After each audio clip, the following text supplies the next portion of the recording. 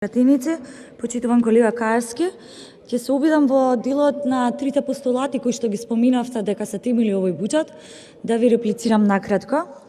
Имено во делот на поддршка на економијата и економскиот развој, за жал извештаите не одат во прилог, заради тоа што ќе се согласите дека и двајцата, особено како млади пратеници, очекуваме да видиме економски развој и тоа би било навистина позитивно кога би го имала. Меѓутоа, само пред 5 дена на Евростат извештајот за жал констатира дека Македонија е една од најсиромашните земји во Европа. Дополнително, премина е и буџетот и делот на програмите кои што се однесуваат токму на економски развој, и што вели буџетот, дека програмата Д за економски развој се намалува дури за 17%, дека програмата Д5 за привлекување на странски директни инвестиции во слободните економски зони се намалува дури за нешто повеќе од 38%. За неподценување и програмата за економска промоција, која што дури се намалува за 37%, пред вас е министерот, можете ова да го исконсултирате исто така. Оно што е загрижувачко е дека индустријското производство има значителен пад во Македонија, невработеноста и тоа како алармантна, а не би утела понатака во растот на цените и инфлацијата. Во делот на вториот постулат кој што го споминавте во однос на буџетот, еве ќе почнам со реформите во правосудството и европските политики.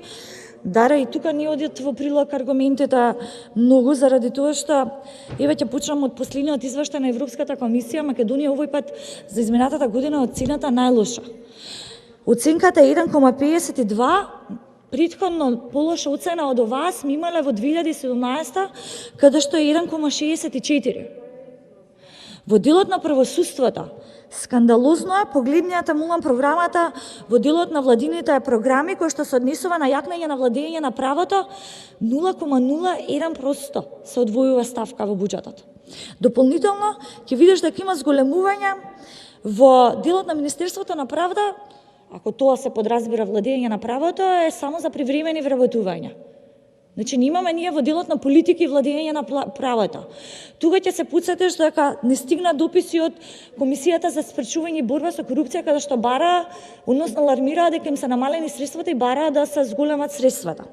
За самиот крај, во делот на здравството, еве не треба ништо повеќе јас да кажам, со прогласувањето на здравствената криза и во самото образложение кое што стигна од владата, тие бараат, односно потврдуваат дека не успеа да изменаџираат соодветно со кризата и бараа продолжување на здравствената криза. Мене што ме загрижува, доаѓајќи од или покривајќи поголем дел од руралните средини, тоа го зборував и минатиот пат, владата повторно крати во делот на поддршка на амбулантите во руралните средини и тоа мора да се коригира. Благодарам.